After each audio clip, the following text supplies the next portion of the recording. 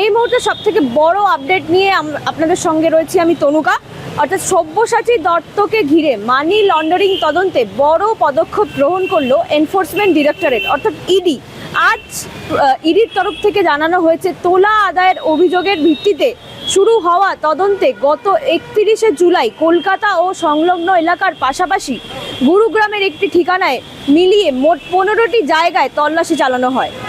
ইডির দাবি, তল্লাশির আওতায় ছিল সব্যসাচী দত্তের বাড়ি, তার সঙ্গে যুক্ত বিভিন্ন সংস্থার অফিস এবং ঘনিষ্ঠ সহযোগীদের বাড়ি ও ব্যবসায়িক ঠিকানা। তদন্তকারীদের দাবি, এই তল্লাশিতে এমন একাধিক নথি, হিসেবের খাতা এবং ডিজিটাল ডিভাইস উদ্ধার হয়েছে যা থেকে তোলা আদায় ও অন্যান্য বেআইনি কার্যকলাপের থেকে অর্জিত অর্থ, বিভিন্ন সম্পত্তি এবং বিনিয়োগে ব্যবহার করার তথ্য মিলেছে।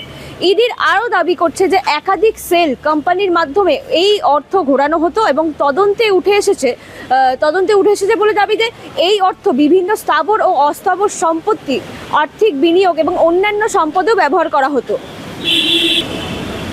সবচেয়ে তাৎপর্যপূর্ণ বিষয়, সব্যসাচী দত্ত এবং তার সহযোগীদের সঙ্গে যুক্ত প্রায় 150টি ব্যাংক ও ডিমার্ট অ্যাকাউন্ট ফ্রিজ করেছে ইডি।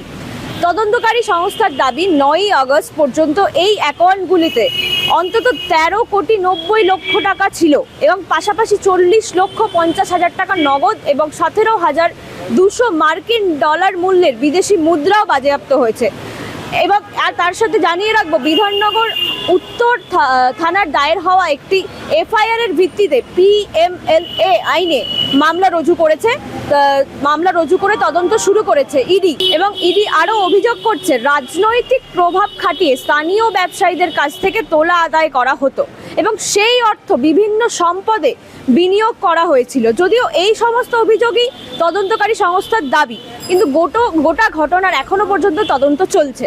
এই সংক্রান্ত আরও তথ্য জানার জন্য নজর রাখুন কলকাতা টিভি পর্দায়, রাত দিন 7 দিন।